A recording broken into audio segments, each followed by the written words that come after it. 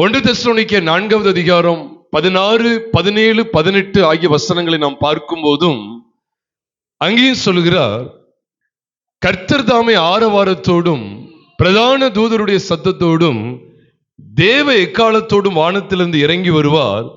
அப்பொழுது கிறிஸ்துவுக்குள் மரித்தவர்கள் முதலாவது என்ன செய்வார்கள்? எழுந்திருப்பார்கள். பின்பு உயிரோடு இருக்கும் நாமும் கர்த்தருக்கு எதிர்கொண்டு போக மேகங்களின் மேல் ஆகாயத்திலே அவர்களோடு கூட எடுத்துக்கொள்ளப்பட்டு இவ்விதமா எப்பொழுதும் கர்த்தருடனே கூட இருப்போம் என்று சொல்லிட்டு, ஆகையால் இந்த வார்த்தைகளினாலே ஒருவரை ஒருவர் என்ன செய்யுங்கள்? தேற்றுங்கள் அப்படின்னு சொல்லி சொல்றார். இந்த வார்த்தைகளினாலே ஒருவரை ஒருவர் என்ன செய்யுங்க? தேற்றுங்க. அப்ப சபைக்கு தேர்தல் எப்படி உண்டாகுது அப்படி சொன்னா, அழிந்து போகிற வஸ்துக்களை வைத்து சபைக்கு தேர்தலையோ ஆறுதலையோ அன்றைக்கு அப்போஸ்தலர்கள் கொடுக்கல. அழியாத நித்திய ஜீவன், இந்த உலகத்தில் வாழப்போகிற நாட்கள் எவ்வளவு நாள் பாருங்க. ஒரு வாலிப பிள்ளை எடுத்துக்கொண்டா, ஒரு வாலிப தம்பியோ ஒரு தங்கச்சி எடுத்துக்கொண்டா, தங்களுடைய அழக மூடி மறைத்து பத்திரப்படுத்தி எவ்வளவு மேக்கப் பண்ணியும் ஒரு குறிப்பிட்ட வருஷத்துக்கு அப்புறம் அவங்க கைவிட்டே போயிரும். அழகு அவங்களால நினைச்ச முடியாது, பேணி பாதுகாக்க முடியாது, ரிங்கிள்ஸ் அடிச்சிரும், சுருக்கம் அடிச்சிரும். இதுதான் இன்னைக்குள்ள நிலைமை. அன்னைக்கு இல்லை, இன்னைக்கு அதனுடைய நிலைமை அதுதான். சிலர் பாருங்க 80-90 வயசு ஆயிருக்கும், சுருக்கமா இருக்கும். பார்த்துருக்கீங்களா? அவங்களுடைய சரீரத்தை பேணி காப்பது என்பது ஒரு குறிப்பிட்ட வருஷங்கள் தான். அதுவும் நம்ம கையை மீறியே போயிரும். எவ்வளவுதான் மேக்கப் பண்ணாலும் உடம்புல அப்படி சுருக்கம் காமிச்சிரும், அவ்வளவுதான். அப்போ மனிதனுடைய வாழ்க்கை தற்காலிகமானது. என்றென்றைக்கும் தேவனோடு கூட உள்ள உறவுக்காக நீங்களும் நானும் அதிகமாய் பிரயாசப்பட வேண்டும். அதற்காக தான் இந்த மாதாந்திர உபவாச ஜெபம். இன்னைக்கு என்னத்தையோ சாப்பிட்டோம் போனோம் அப்படிங்கிறதோடு நின்று விடக்கூடாது. இதனையும் தாண்டி யுகா யுகமாய் தலைமுறை தலைமுறையா எக்காலத்திலும் கர்த்தரோடு கூட இருக்கிற அந்த சத்தியங்களை கொண்டு சபையானது தேற்றப்பட வேண்டும். அதனாலதான் அப்போஸ்தலனாகிய பவுல் 1 தெசலோனிக்கேயர் 4வது அதிகாரம் 16, 17 கர்த்தருடைய வருகையிலே கர்த்தருடைய பிள்ளைகள் எடுத்துக் கொள்ளப்படுவார்கள், அவருடைய பரிசுத்தவான்கள் எடுத்துக் கொள்ளப்படுவார்கள் என்கிற மென்மையான சத்தியத்தை காண்பித்து கொடுத்துட்டு சொல்றாரு. ஆகையால் இந்த வார்த்தைகளினால் ஒருவரை ஒருவர் என்ன செய்யுங்க? தேற்றுங்கள் அப்படின்னு சொல்லி அந்த அதிகாரத்தை முடிக்கும் போது 18ஆம் வசனத்துல இவ்விதமாய் சொல்லுகிறார். அதுல இவ்விதமான வார்த்தைகளினாலே கர்த்தருடைய சபைக்கு தேர்தல் உண்டாக வேண்டும். அதனாலதான் பாடல் வேளையில உங்களோடு கூட இதை பகிர்ந்து கொண்டேன். கர்த்தருக்குள் எப்பொழுதும் சந்தோஷமா இருங்கள்ங்கிறத அந்த பிலிப்பியர் 4வது அதிகாரம் 4ஆம் வசனத்துல மட்டும் பார்த்துட்டு அதுல நமக்கு தெரிஞ்சதெல்லாம் நிரப்பிட்டு போவது தண்டனைக்கு ஏதுவானது.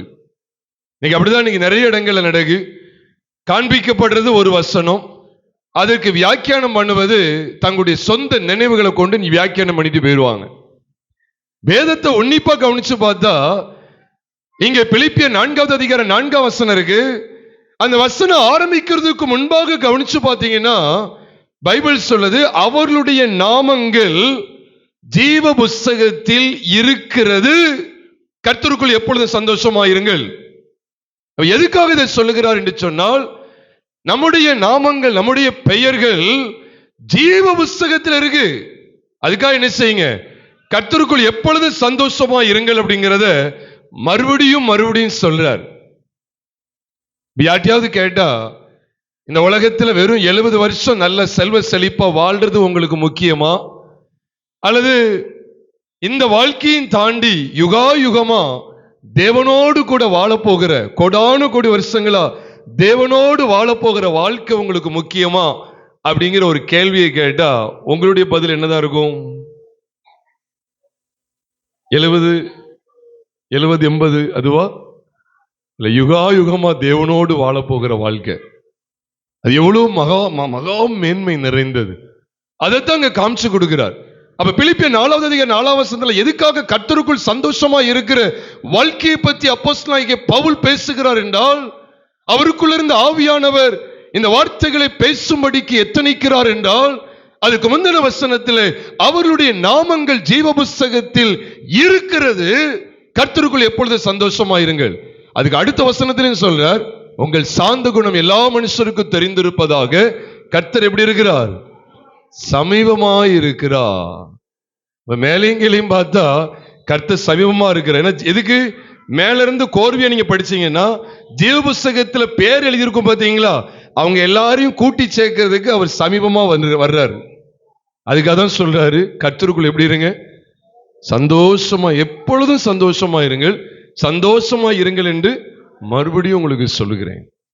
பிரியமானவர்களே, உலகத்துல வாழ்க்கையில பல பிரச்சனை இருக்கலாம். அதனால ஞாபகம் வச்சுக்கங்க, நீங்க கர்த்தரை மட்டும் விட்டுறாதீங்க. கர்த்தரை மட்டும் விட்டு விலகிறாதீங்க. எக்காலத்திலும் அவரை நம்புங்கள். வசனம் சொல்லுது, ஜனங்களே எக்காலத்திலும் கர்த்தரை நம்புங்கள், அவர் சமூகத்தில் உங்கள் இருதயங்களை என்ன செய்யுங்க?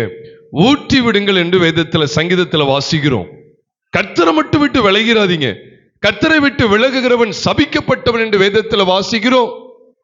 1 கொரிந்தியர்ல கூட பவுல் முதல் நிருபத்தை கொரிந்து சபைக்கு எழுதி முடிக்கிற சமயத்துல கூட 1 கொரிந்தியரின் புஸ்தகம் 16வது அதிகாரம் 22வது வசனத்துல சொல்லுகிறார், ஒருவன் நம்முடைய கர்த்தராகிய இயேசு கிறிஸ்துவினிடத்தில் அன்பு கூறாமற் போனால் அவன் சபிக்கப்பட்டவனாய் இருக்க கடவன் சொல்லிட்டு சொல்றாரு, கர்த்தர் வருகிறார். ஆங்கிலத்துல மாரநாதா அப்படின்னு இருக்கு.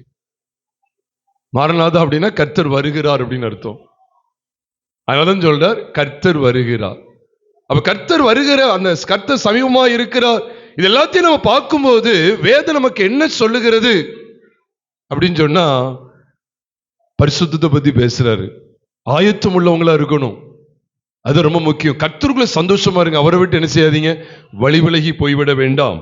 இந்த செய்தியும் கூட நான் உங்களோடு கூட கர்த்தருடைய செயலின் முடிவு அப்படிங்கிற ஒரு தலைப்புல நான் கர்த்தருடைய வார்த்தைகள் உங்களோடு நான் பகிர்ந்து கொள்ள இருக்கிறேன். இந்த செய்திக்கான தலைப்பை மீண்டும் சொல்லுகிறேன். ஏன்னா அந்த தலைப்பை சொல்லிட்டேன்னா அது தொடர்ந்து தியானிக்கப்படுற வசனங்கள் எல்லாம் உங்களுக்கு நேர்த்தியாக அமையும் அப்படிங்கிறத நான் அதிகமா நான் நம்புகிறேன். கர்த்தருடைய செயலின் முடிவு, இதுதான் அந்த செய்திக்கான தலைப்பு. இதற்கு ஆதாரமாக வாசிக்க கேட்கலாம். யாக்கோபு நிருபம் 5வது அதிகாரம் 11வது வசனத்தை ஒருவர் வாசிக்க நாம் கேட்கலாம். இதோ பொறுமையா இருக்கிறவர்களை பாக்கியவான்கள் என்கிறோமே, யோபின் பொறுமையை குறித்து கேள்விப்பட்டிருக்கிறீர்கள், கர்த்தருடைய செயலின் முடிவையும் கண்டிருக்கிறீர்கள். கர்த்தர் மிகுந்த உருக்கமும் இரக்கமும் உள்ளவராய் இருக்கிறாரே என்று இங்கு வாசிக்க கேட்கிறோம். யோபுவை குறித்து முதல் பகுதியிலே பேசி அதனை தொடர்ந்து கர்த்தர் எப்படிப்பட்டவர் அப்படிங்கிற அந்த வெளிப்பாடை காண்பிக்கிறார். அதுதாங்க சொல்றார், கர்த்தர் மிகுந்த உருக்கமும் இரக்கமும் உள்ளவராய் இருக்கிறாரு. இதை நீங்க வெட்ட வெளிச்சமா யோபுடைய வாழ்க்கையில் நீங்க யோபு புஸ்தகத்துல பார்க்க முடியாது. ஆனா யாக்கோபுக்கு வெளிப்படுத்தப்படுகிறது. யோபு பல இன்னல்கள், பல துன்பங்களுக்கு நடுவில் கர்த்தருடைய சாட்சிகளை கை கொண்டு வந்த மனிதனாய், அவர் என்னை கொன்று போட்டாலும் அவர் மேல் நம்பிக்கையா இருப்பேன் என்று சொல்லி யோபு 13:15 வாசிக்கிறது போலவும், யோபு 27:5வது வசனத்தில் வாசிக்கிறது போல, என் ஆவி பிரியும் மட்டும் என் உத்தமத்தை என்னை விட்டு விலக்கேன் என்று சொல்லி தன் உத்தமத்தில் உறுதியாய் நிற்கிறத யோபு 27:5 மட்டும் இல்ல, யோபு 2வது அதிகாரத்தில் பார்க்கும் போதும் கூட அவருடைய மனைவி சொல்லுகிறாள், நீர் இன்னும் உம்முடைய உத்தமத்தில் உறுதியாய் நிற்கிறீரோ, தேவனை தூஷித்து ஜீவனை விடும் என்று அவள் சொல்லுகிறாள். இதற்கு மத்தியிலேயும் யோபுவை பரிசுத்த வேதம் காண்பிக்கிறது. யோபுடைய வாழ்க்கையில கர்த்தர் வெளிப்பட்ட விதம் நல்ல கவனிங்க. நிச்சயமா ஆண்டவர் இந்த செய்தி மூலமாய் உங்களை நிறைவாய் ஆசீர்வதிப்பார். என்றால் சத்தியத்தையும் அறிவீர்கள், சத்தியம் உங்களை விடுதலையாக்கும்.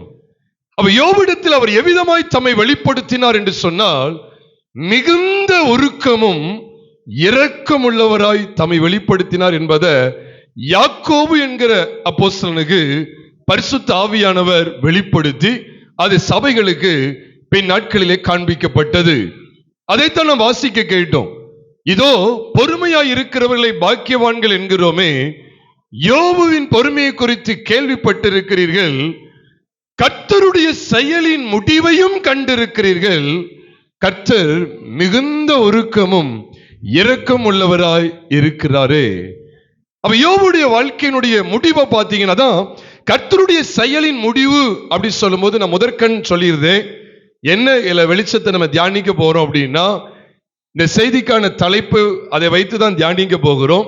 கர்த்தருடைய செயலின் முடிவு. இப்போ என்னுடைய செயலின் முடிவு அப்படின்னா அதுக்கு முன்னால என்ன இருக்கு? என்னுடைய செயலின் தொடக்கம்னு ஒண்ணு இருக்கு. என்னுடைய செயலின் முடிவு, செல்வகுமாருடைய செயலின் முடிவு அப்படின்னு நான் சொல்லும் போது, அப்ப என்னுடைய செயலுக்கான துவக்கம் ஒன்று இருக்குதா இல்லையா? இருக்குது. இந்த ரெண்டையும் தான் நம்ம பார்த்து இந்த நாள்ல செய்தியை நம்ம முடிக்க இருக்கிறோம். கர்த்தருடைய பரிசுத்த நாமம் மகிமைப்படுவதாக. அப்ப யோபுவை குறித்து வேதத்தில் நீங்கள் நானும் பார்க்கும்போது, யோபுடைய சிறையிருப்பை கர்த்தர் திருப்பினார், மாற்றினார் என்று வேதத்தில் எழுதப்பட்டிருக்கிறது. கர்த்தருடைய செயலின் முடிவை பாருங்க. யோபுடைய வாழ்க்கையிலே ஒரு சிறையிருப்பு இருந்தது. நீங்க வேதத்துல பாத்தீங்கன்னா யோபுவின் புஸ்தகம் 42வது அதிகாரம் 10வது வசனத்தை ஒருவர் வாசிக்க நாம் கேட்கலாம். யோபு தன் சிநேகிதருக்காக வேண்டுதல் செய்தபோது கர்த்தர் அவன் சிறையிருப்பை மாற்றினார். யோபுக்கு அவனுக்கு முன்னிருந்த எல்லாவற்றை பார்க்கிலும் இரண்டத்தனையாய் கர்த்தர் அவனுக்கு என்ன செய்தார்? தந்தர்லினார் என்று சொல்லி அங்கே நாம் வேதத்தில் பார்க்கிறோம். அதை தொடர்ந்து 12ஆம் வசனத்தில் பார்க்கும் போதும் அவனுடைய முன்னிலைமையை காட்டிலும் பின்னிலைமையை தேவன் ஆசீர்வதித்தார் என்று சொல்லி வேதத்தில் பார்க்கிறோம். இப்ப நம்ம எதை கவனித்துக் கொண்டிருக்கிறோம்? எதை குறித்து யாக்கோபு பேசுகிறார் என்று சொன்னால், கர்த்தருடைய செயலின் முடிவு. யோபு பொறுமையா இருக்கிறார். பொறுமையா இருக்கிறவர்களை பாக்கியவான்கள் என்கிறோமே. அப்போ ஒரு பாக்கியவானாகிய யோபுடைய வாழ்க்கையை நீங்கள் சற்று கவனித்து பார்ப்பீர்கள் என்றால், யோபுடைய வாழ்க்கையில கர்த்தருடைய செயலின் முடிவு சிறையிருப்பை மாற்றுகிறதா இருந்தது. கவனிச்சுவாங்க. யோபுடைய வாழ்க்கையில் ஒரு சிறையிருப்பு இருந்துச்சு. அதனாலதான் அங்கு சொல்லப்படுகிறது, யோபு தன் சிநேகிதருக்காக வேண்டுதல் செய்த போது கர்த்தர் அவன் சிறையிருப்பை என்ன செய்தாரோ மாற்றினார் என்று வேதத்தில் பார்க்கிறோம். இந்த வசனத்தை குறித்து நானும் இவ்விதமான விளக்கத்தெல்லாம், அதாவது தவற நினைக்க கூடாது, இப்படிலாம் ஒரு குறைவான விளக்கத்தெல்லாம் நான் வெளியே கொடுத்திருக்கிறேன். என்னன்னா, நாமளும் மற்றவங்களுக்காக ஜெபம் பண்ணும்போது அவர் கர்த்தர் நம்முடைய சிறையிருப்பை திருப்பார்லாம் சொல்லியிருக்கிறேன். இது வேண்டுதல் அப்படிங்கிறது என்ன வேண்டுதல் அப்படின்னா, அதற்கு மேல ஆட்டுக்கடாக்கள் 7 ஆட்டுக்கடாக்களை 7 காளைகளை தெரிந்து கொண்டு இவைகளை கொண்டு போய் அங்கே சர்வாங்க தகன பலி செலுத்தி அங்கே ஒரு வேண்டுதல் நடக்கிறது. நம்ம எல்லாருக்குமே தெரியும், பழைய ஏற்பாட்டு புஸ்தகத்திலே நாம் எங்கெல்லாம் கர்த்தருக்கு செலுத்தப்பட்ட பலிகளை குறித்த சத்தியங்களை படிக்கிறோமோ அது எல்லாம் புதிய ஏற்பாட்டிலே யாரை குறிக்கிறது? கர்த்தராகிய இயேசு கிறிஸ்துவை குறிக்கிறது. ஏன்னா அவர் நமக்காக பலியானார். அதனாலதான் நம்ம எந்த பலியும் செலுத்த வேண்டிய அவசியம் இல்லை. நாம் செலுத்த வேண்டிய அத்தனை பலிகளுக்கும் எத்தனமாக உள்ளடக்கமாக கர்த்தராகிய இயேசு கிறிஸ்து நமக்காக பலியானார். நம்ம பலி செலுத்த வேண்டிய அவசியம் இருக்கா? ஏதாவது இருக்கா? ஒன்னையும் செலுத்தக்கூடாது. அது கோழியோ புறாவையோ ஆட்டுக்கடாவையோ எதையுமே பலி செலுத்த வேண்டிய அவசியம் இல்லை. அப்போ ஒட்டுமொத்த பலிகளுக்கு உள்ளடக்கமா கர்த்தராகிய இயேசு கிறிஸ்துவானவர் நமக்காக பலியானார். நீங்க யோபு 42:10 பார்க்கிறோம். அதுக்கு முந்தின வசனங்களை பார்க்கிறோம். பலிகள் எல்லாம் செலுத்தப்பட்டு அவன் வேண்டுதல் செய்கிறார். அதுலதான் கர்த்தர் சிறையிருப்பை மாற்றினார் என்று சொல்லி நாம் இங்கே கவனிக்கிறோம். ஏனென்றால் அங்கே வேதத்தில் நாம் பார்க்கிறோம், இந்த பலிகள் செலுத்தப்பட்டு தான் அங்கே வேண்டுதலும் செய்யப்பட்டது. அதுதான் 8ஆம் வசனத்தில் பார்க்கிறோம். அதனைத் தொடர்ந்து 10ஆம் வசனத்தில் சொல்லுகிறார், 9ஆம் வசனத்தின் பின்பகுதியில் சொல்லுகிறார், கர்த்தர் யோபின் முகத்தை பார்த்தார். முதல்ல யோபிட்ட பேசிக்கிட்டு இருக்கிறார். 2வது யோபுடைய முகத்தை பார்த்தார். 3வது பார்க்கிறோம், அதான் கர்த்தருடைய செயலின் முடிவை பார்க்கிறோம். கர்த்தர் அவன் சிறையிருப்பை மாற்றினார். நிச்சயமாவேங்க இந்த நாள்ல நிச்சயமா நம்முடைய சிறையிருப்பு ஆண்டவர் மாற்று. எப்படிப்பட்ட சிறையிருப்பா இருந்தாலும் சரி, அவர் மாற்றுவதற்கு போதுமானவராய் இருக்கிறார். ஆனா யாருடைய வாழ்க்கையில கர்த்தருடைய செயலின் முடிவு அப்படின்னு சொல்லி யாக்கோபு காண்பிக்கிறார் என்று சொன்னால், கடைசி வரைக்கும் ஒருவேளை ஒரு சில பலவீனங்களுக்கு யோபு இடம் கொடுத்திருந்தாலும், அப்பப்ப நீதிமானை அவர் சோதிக்கிறாரு. நான் உத்தமனாச்சே, நான் எவ்வளவு நல்லது செஞ்சிருக்கிறேன், நான் யாருக்கு கெடுதல் செய்யல, எனக்கு ஏன் இப்படி நடந்துச்சு அப்படிலாம் சொல்லி தன்னுடைய சுயநீதிகளை ஒரு சில இடங்கள்ல அவர் பேசி சில பலவீனங்களுக்கு அவர் இடம் கொடுத்திருந்தாலும், அவர் பொறுமையோடு கூட என்ன செய்தார்? காத்துதான் இருக்கிறார். அதான் இதோ யோபுவின் பொறுமையை குறித்து கேள்விப்பட்டிருக்கிறீர்களே, கர்த்தருடைய செயலின் முடிவையும் கண்டிருக்க. கர்த்தருடைய செயலின் முடிவு என்ன? சிறையிருப்பை மாற்றுவது. யாருடைய வாழ்க்கையில கர்த்தருடைய செயலின் முடிவு சிறையிருப்பை மாற்றுகிறதா இருந்தது என்று சொன்னால், யோபுடைய வாழ்க்கையை கொஞ்சம் நாம் திருப்பி பார்ப்போம். யோபுடைய வாழ்க்கை எவ்விதமாய் இருந்தது?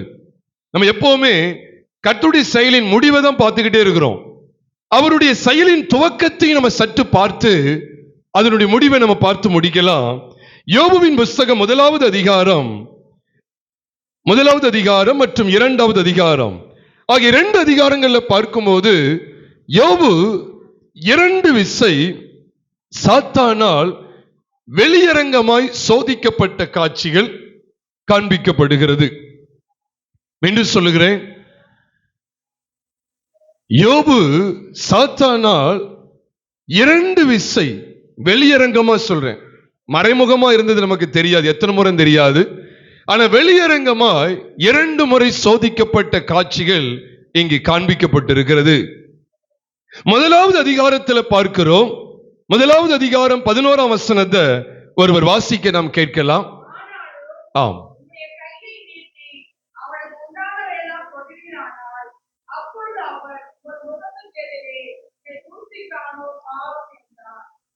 அப்போ இந்த முதல் சோதனை எதின் அடிப்படையில வந்தது அப்படி சொன்னா, யோபு தனக்குண்டானவைகளை பற்றி கொண்டிருக்கிறானா அல்லது தேவனை பற்றி கொண்டிருக்கிறானா?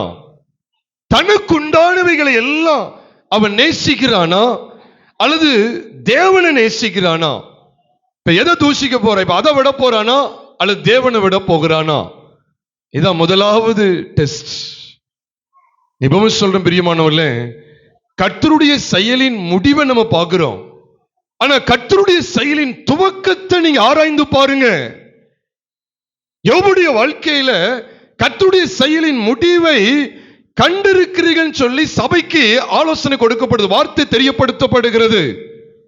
அப்ப அவருடைய செயலின் முடிவு என்று சொல்லும் போது,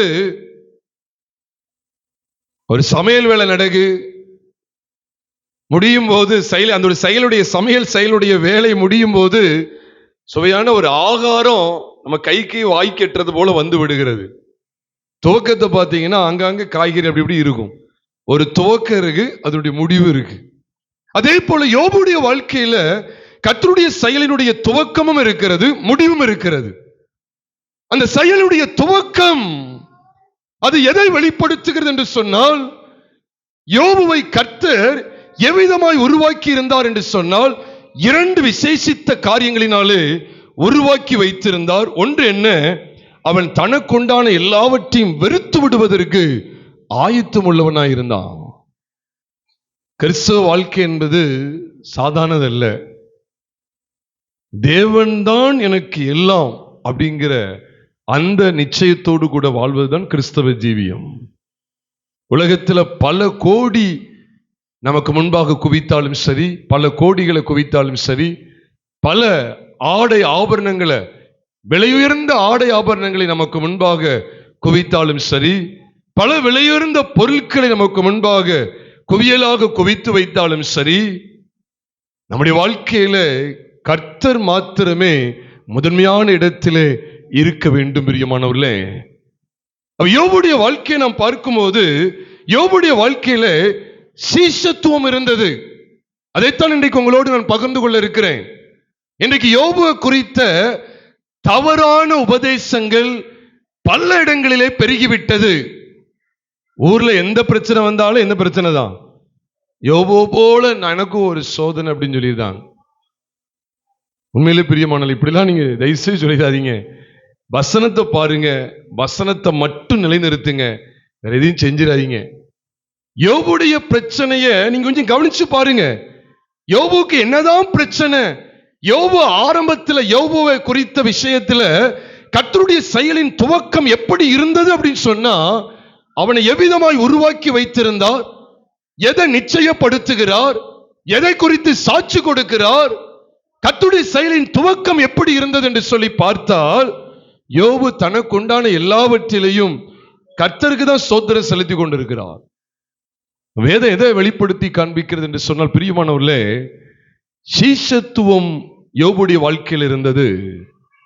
யோபுடைய வாழ்க்கையில யோபு அனுபவித்த 2 சோதனைகளை நீங்க பார்க்கும்போது, நான் நேரடியாக விஷயத்துக்குள்ள வருகிறேன். முதலாவது, யோபு தனக்குண்டான எல்லாவற்றையும் வெறுத்து விட ஆயத்தமாய் இருந்தார், உருவாக்கப்பட்டிருந்தார், தேவனால் உருவாக்கப்பட்டிருந்தார்.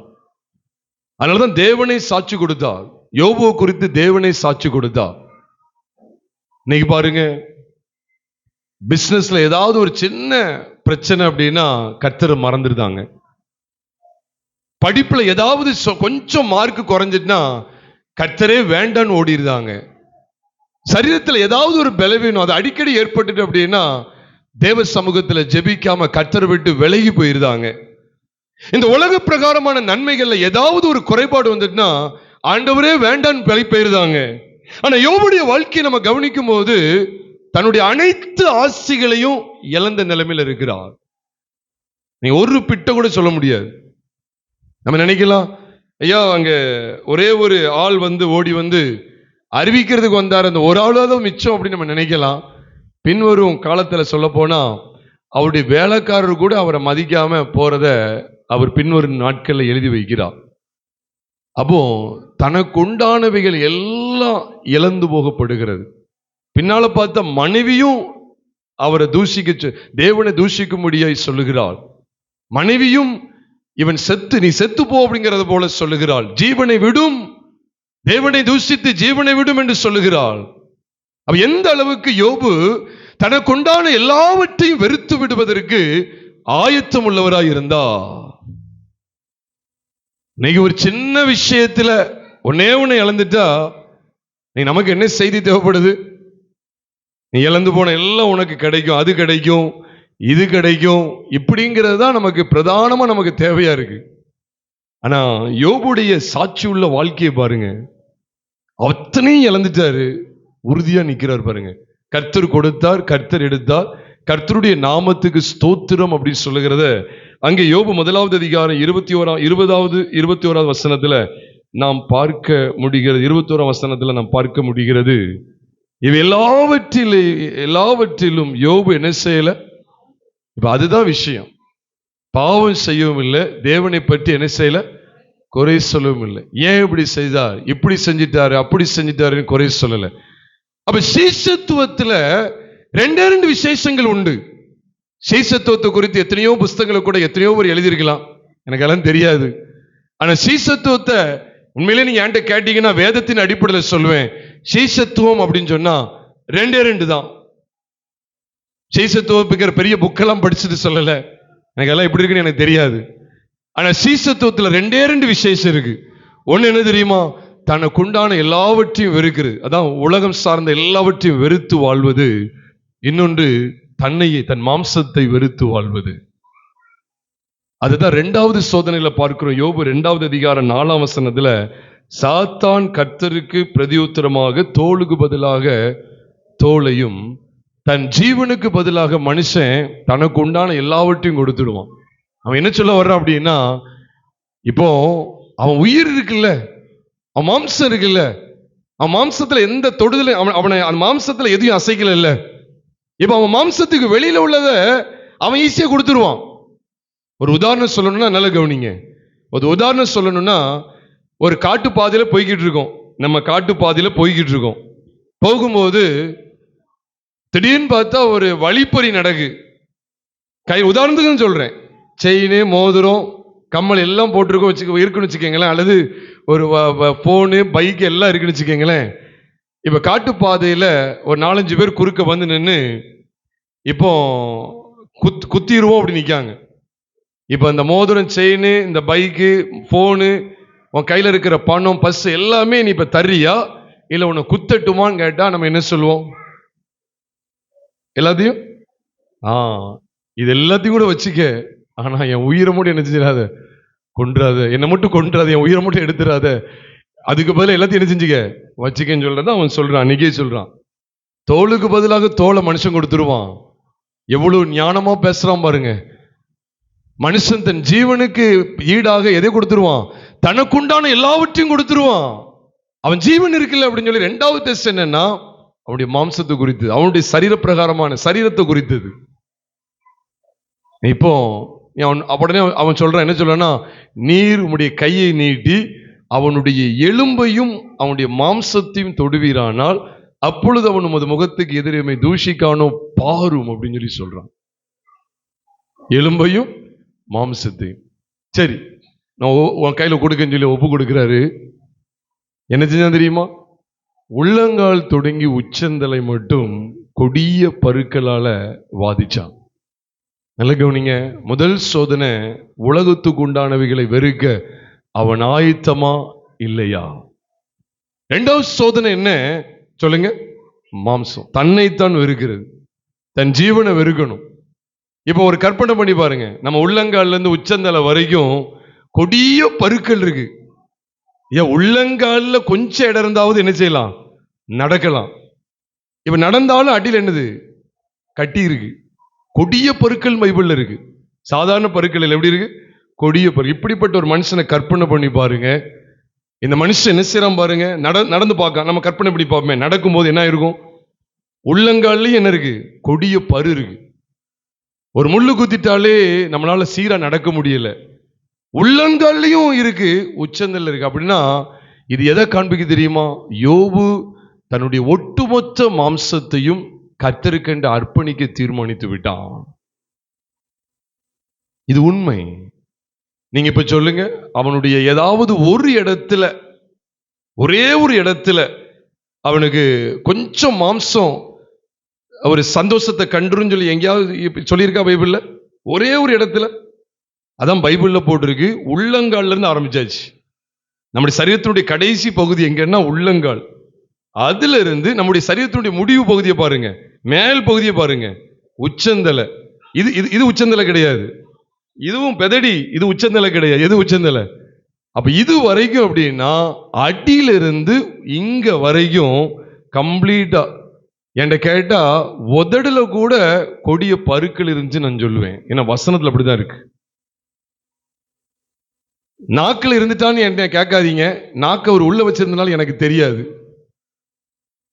ஒரு இடத்துல கூட, அப்போ மாம்சத்துல ஒரு இடத்துல கூட இன்பத்தை அனுபவிக்க முடியாது. அந்த இடத்துக்கு அவர் வந்த போதிலும், அதான் தன் ஜீவனையும் அவர் வெறுக்கிறார் 100க்கு 100. அதுக்குதான் பைபிள்ல இவ்வளவு அழகா ஆழமா எழுதப்பட்டிருக்கு. அவன் உள்ளங்கால் தொடங்கி எது வரைக்கும்? உச்சந்தலை மட்டும். வேற ஏதாவது பகுதி விடுமான்னு சொல்லுங்க. ஏதாவது விடுமா? ஆம்பிட்டு கூட விடாது, அக்குள் கூட என்ன செய்யாது, விடுபடாது.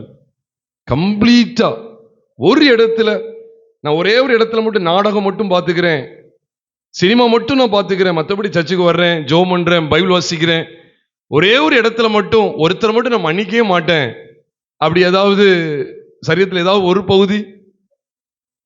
நீங்க வசனத்தை நம்ம நிறைய நேரங்களை ஒழுங்கா பார்க்கறது இல்லை. அடி பாருங்க, கீழே வரைக்கும் போயிட்டாரு. உள்ளங்கால்ல இருந்து உச்சந்தலை மட்டும் கொடிய பருக்கள் இருக்கு.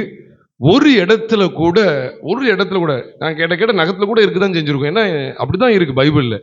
ஒரு இடத்துல கூட சரீரத்தில் அந்த இன்பத்தை. அப்போ நான் தேவனுக்கென்று நியமிக்கப்பட்டவன், இந்த மாம்சத்தை முழுவதுமாய் தேவனுக்கென்று அர்ப்பணிக்க வேண்டும். இதைத்தான் இயேசு கிறிஸ்து சொன்னார். லூக்கா எழுதின சுவிசேஷம் 14வது அதிகாரம், லூக்கா 14வது அதிகாரம் 25ஆம் வசனத்திலிருந்து நாம் வாசிக்கும் போது 25, 26, 27 ஆகிய வசனங்களை பார்க்கும்போது சீசத்துவத்தை குறித்து கர்த்தர் பேசுகிறார். அது ஒருத்தங்க வாசிக்க கேட்கலாம். 25ஆம் வசனத்திலிருந்து. ஆ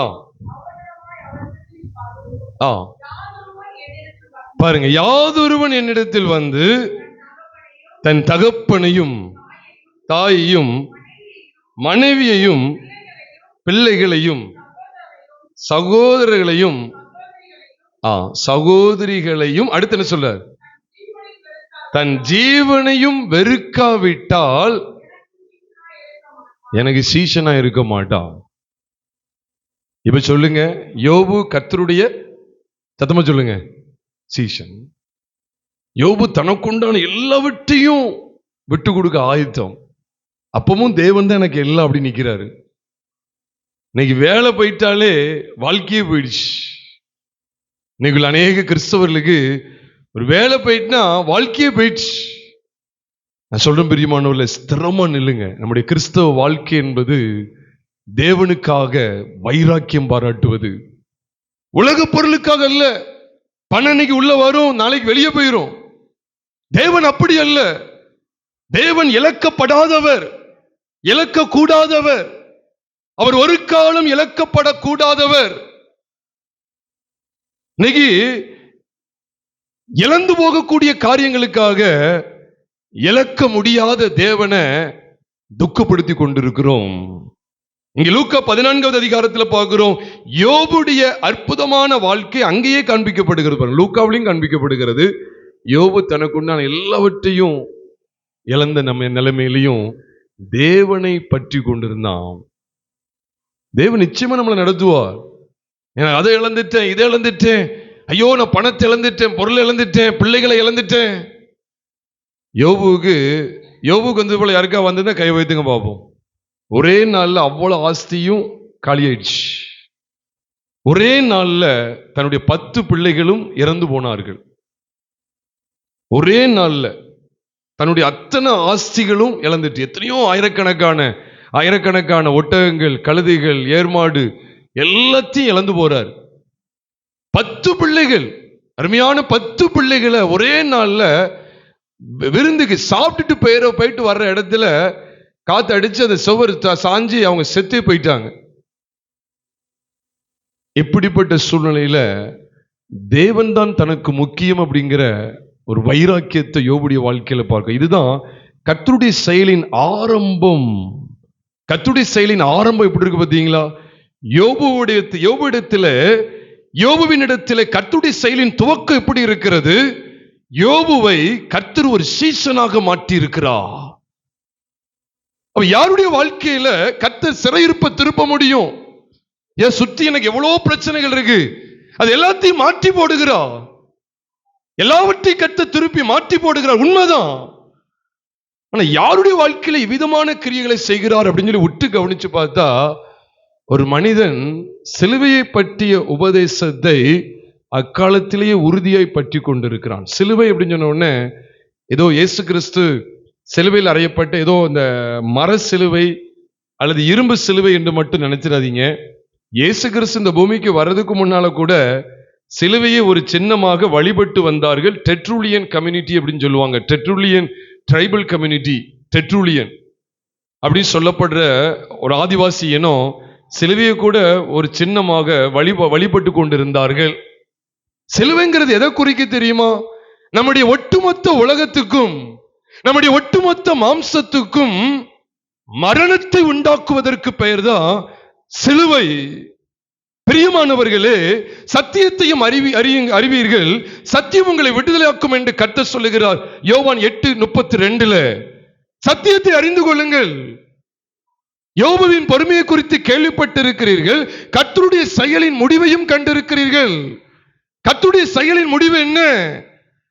யோபுடைய சிறையிருப்பை மாற்றுகிறார்.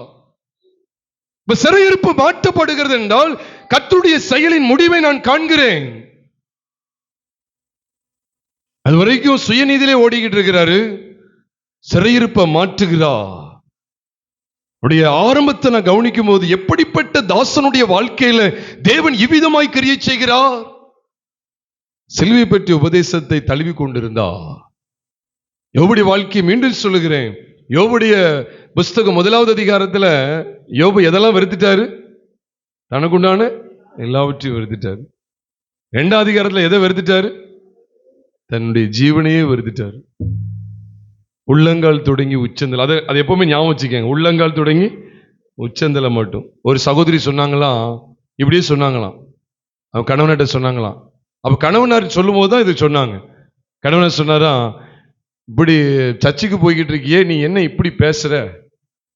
வாய் உனக்கு அடங்க மாட்டுக்கே, ஒரே இது வார்த்தையில எய்த்து பேசுறியே, வாய் நாவ் அடக்கமே உனக்கு இல்லையே, நீனும் ஞானஸ்தானம் எடுத்த கிறிஸ்தவ தானே?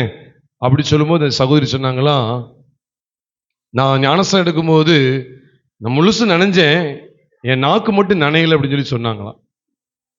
அதனால ஏதோ ஒரு அவயத்தை நான் விட்டுட்டேன் அப்படி நினைச்சிடாதீங்க பிரியமானவர்களே. ஒட்டுமொத்தமா உள்ளங்கால் தொடங்கி உச்சந்தலை மட்டும் முழுவதும் ஒரு சுகத்தோடு அங்க பார்க்க முடியாது. இதான் நமக்கு அன்று காண்பித்து கொடுக்கிற அற்புதமான வெளிப்பாடு. நான் தேவனை தாண்டி இந்த உலகத்தை எல்லளவாயிலும் நேசிக்க கூடாது. இந்த ஞானமணி நகர் ஜெப வீட்டில், ஞானமணி ட்ரஸ்ட் ஜெப வீட்டில் கூடியிருக்கிற நாம் இந்த விலையேறப்பட்ட சத்தியத்தை கட்டாயமா கேட்க வேண்டும். நீங்க எப்படி போயிட்டு நீங்க நல்ல கவனிங்க பிரியமானவர்களே, நல்ல சத்தியத்தை அறிந்த தேவ பிள்ளைகளும் கவனிங்க. இந்த சத்தியத்தை விட்டு விலகாதீங்க. நானும் யோபு குறித்து எத்தனையோ செய்தி கேட்டிருக்கேன். ஆனா எல்லாம் எப்படி இருக்குன்னா, நான் குற்றப்படுத்துறதுக்காக சொல்லல, இன்னைக்குள்ள அவள நிலை இதுதான். யோபு அதை இழந்தார், இது இழந்தார், அது கிடைச்சது, இது கிடைச்சது. சரி, இந்த யோபு யார் அப்படின்னு சொல்லி பார்த்தா, யோபுடைய முதல் அதிகாரத்துல வேதம் சொல்லுது, தனக்குண்டான எல்லாவற்றையும் வெறுத்தார். சீசத்துவத்தினுடைய முதல் படி அதுதான். சீசத்துவத்தினுடைய 2வது படி என்ன? தன் ஜீவனை வெறுக்கிறார். மனுஷன் தோளுக்கு பதிலாக தோளையும் தன் ஜீவனுக்கு பதிலாக தனக்குண்டானதையும் தனக்குண்டானது எல்லாவற்றையும் கொடுத்து விடுவான்னு சொன்ன உடனே சரி அங்க மாம்சத்துக்கு ஒப்பு கொடுக்கிறாரு. அப்ப அங்கேயும் மாம்சத்தில் அவ்வளவு வேதனை எடுக்கு ஓட்டை எடுத்துட்டு சொரிஞ்சுக்கிட்டு இருக்கிறாரு. இவன் யார் தான் தேவைன்னு சொல்றாரு? கர்த்தர் தான் எனக்கு முக்கியம் சொல்றாரு. ஐயோ, எனக்கு ஆண்டவர் சரீரத்துல சுகத்தை தராம விட்டுட்டாரு, இந்த கர்த்தர் எனக்கு வேணும் அப்படி சொல்லல. கர்த்தருடைய கையிலிருந்து நன்மையை பெற்ற நாம் தீமையும் பெற வேண்டாமோ அப்படின்னு சொல்லி கேட்கிறாரு. எவ்வளவு ஒரு வெளிப்பாடு பெற்ற ஒரு மனுஷன் பாருங்க. அப்ப சீசத்துவத்துல, அப்ப சீசத்துவங்கிறது எது அப்படின்னா 27ஆம் வசனத்தை வாசித்து பாருங்க. லூக்கா 14வது அதிகாரம் 27ஆம் வசனத்தை வாசிங்கன்னா, தன் சிலுவையை சுமந்து கொண்டு எனக்கு பின் செல்லாதவன் எனக்கு சீசனா இருக்க மாட்டான் என்று சொன்னது மட்டும் இல்ல, அதுக்கு ஒரு நல்ல 2 உதாரணங்களை கொடுக்கிறார். ஒருத்தர் கோபுரத்தை கட்ட மனதா இருக்கிறான். அவன் ஏதோ ஆரம்பித்தேன் எடுத்தேன் கவிழ்த்தேன்னு சொல்லி அவசரப்பட்டு எதையும் செய்ய மாட்டான். உட்கார்ந்து அதற்கான செல்லும் செலவை கணக்கு பாராமல் இருப்பான்னு சொல்லி ஆண்டவர் கேட்கிறார். சொல்லிட்டு அடுத்த ஒரு சம்பவத்தை சொல்றாரு. தன்னை எதிர்த்து வரக்கூடிய ஒரு ராஜா 20,000 பேரோடு எதிர்த்து வரக்கூடிய ராஜாவை 16,000 பேரோடு அவன் எதிர்க்க போவானா? இல்ல, அதுக்கு முன்னால போகலாமா வேண்டாமாங்கிறத எல்லாத்தையும் குறித்து அவன் யோசிப்பான். சொல்லிட்டு சொல்றார், அப்படியே உங்களில் எவனாகிலும் தனக்குண்டானவைகள் எல்லாம் வெறுத்து விடாவிட்டால், சத்தமா சொல்லுங்க. அந்த வசனம் ஆரம்பிக்கும் போது எப்படி ஆரம்பிக்கு? அப்படியே. கோபுரம் கட்ட மனதா இருந்தவன், இன்னொருவன் யுத்தத்துக்கு புறப்படுகிறதற்கு எத்தனமாய் இருந்தவன், இந்த 2 மனிதனையும் சீசத்துவத்துக்கு அடையாளமாய் காண்பிக்கிறார். சீசத்துவம் அப்படின்னு சொன்னா சிலுவை பற்றிய உபதேசத்தை தழுவி கொண்டிருக்கிறவன்.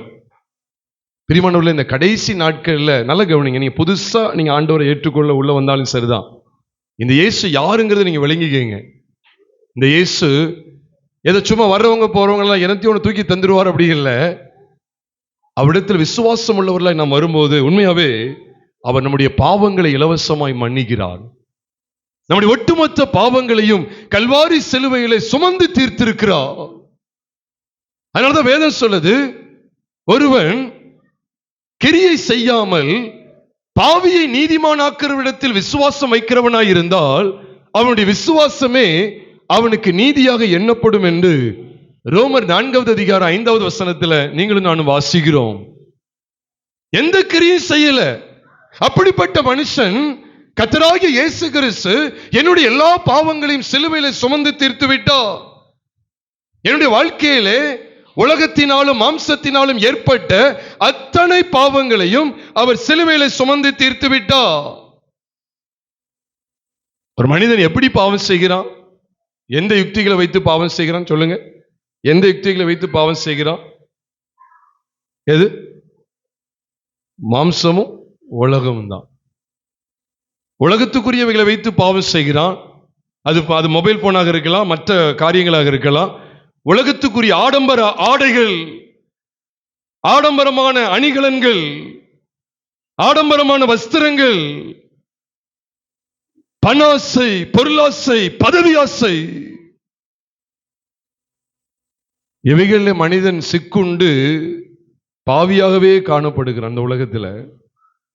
இன்னொரு காரியம் என்னன்னா, இது நான் சொல்றது சரீரத்துக்கு போறோம். இப்ப சரீரத்துக்கு உள்ள தன் சொந்த சரீரத்துல கோபம், எரிச்சல், பொறாமை, பகை, கசப்பு, மன்னிக்க முடியாத சுபாவம், கண்களின் இச்சை, மாம்சத்தின் இச்சை, ஜீவனத்தின் பெருமை, இது போன்ற காரியங்கள்ல தன்னை இருக்க செய்வது அவனை பாவியாகவே காண்பிக்கிறது.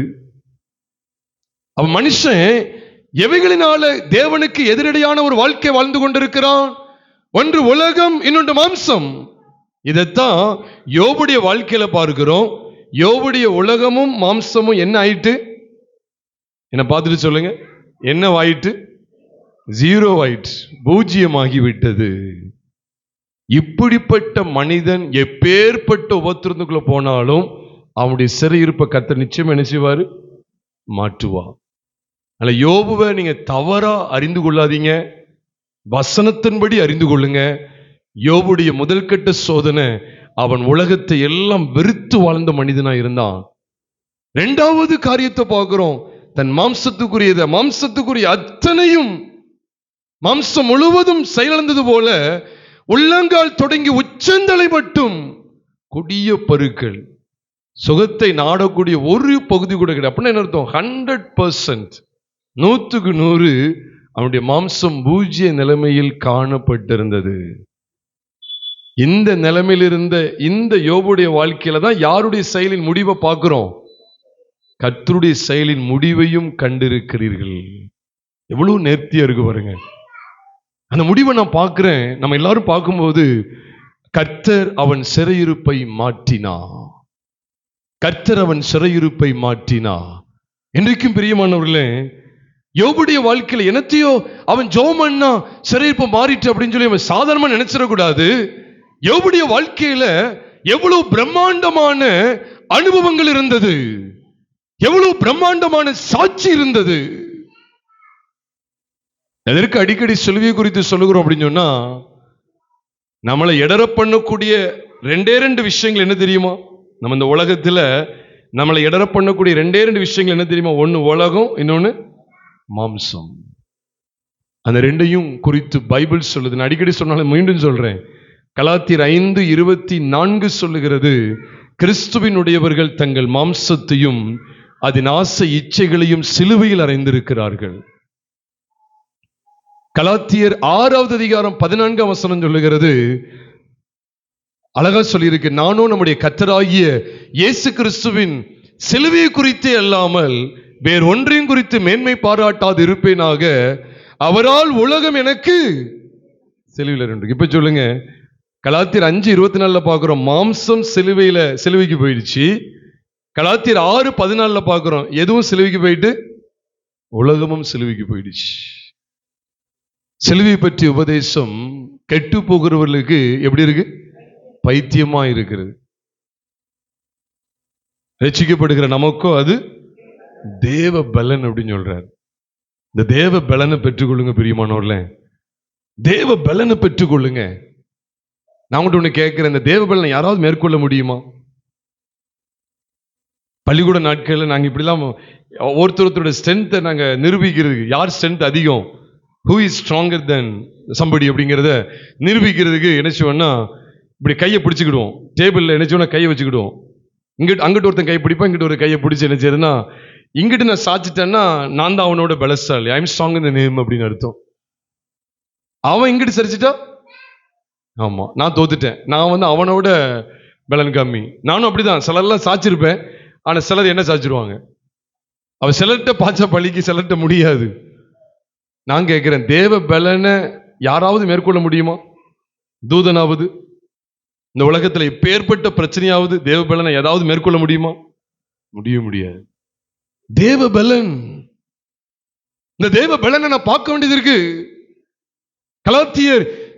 கலாத்தியர்ல வாசிக்கிறோமே, 5வது அதிகாரம் 24, என்னுடைய ஒட்டுமொத்த மாம்சமும் கிறிஸ்துவினுடையவர்கள் தங்கள் மாம்சத்தையும் அதன் ஆசை இச்சைகளையும் சிலுவையில் அறிந்திருக்கிறார்கள். ஒரு சின்ன உதாரணம் சொல்லட்டா, இன்னைக்கு சாயங்காலம் ஒரு கூட்டம் வச்சிருக்கோம்னு வச்சுக்கோங்களேன், தண்ணி வர்றதா இருந்தா கூட நம்ம அந்த கூட்டத்துக்கு போயிடுவோம். நீங்க ஆச்சரியப்படுவீங்க, ஒரு செய்தி கேட்பீங்க, சாயங்காலம் வர்ற தண்ணி வரல அப்படின்னு கேட்பீங்க, கூட்டத்துக்கு போயிட்டு வந்ததுக்கு அப்புறம். ஆண்டு எல்லாத்தையும் செஞ்சு காமிச்சதுக்கு அப்புறம்லாம் இல்லை, நீங்க வைராக்கியத்தை வெளிப்படுத்துறீங்கன்னா நைட் வரைக்கும் கூட தண்ணி வந்துடும். தேவன் எவ்வளவு சர்வ வல்லமையுள்ள தேவன் தெரியுமா? பயங்கரமான தேவன். அவர் சிறையிருப்பை மாற்றினா, யாக்கோபு சொல்லுகிறார், கர்த்தருடைய செயலின் முடிவையும் கண்டிருக்கிறீர்கள். அப்போ சபையானது யோபுடைய சிறையிருப்பை தேவன் திருப்பினதை கண்டது, வேத வசனங்கள் மூலமாய் பார்த்திருக்கிறது. அப்ப கர்த்தருடைய செயலின் முடிவை நான் பார்க்கிறதுக்கு முன்பாக அவருடைய செயலின் துவக்கத்தை பார்த்தா, யோபுவை எவ்வளவு அழகா உருவாக்கி இருக்கார் பாருங்க. யோபுடைய உலகமும் மாம்சமும் மாண்டு போன நிலைமையில் இருக்கு.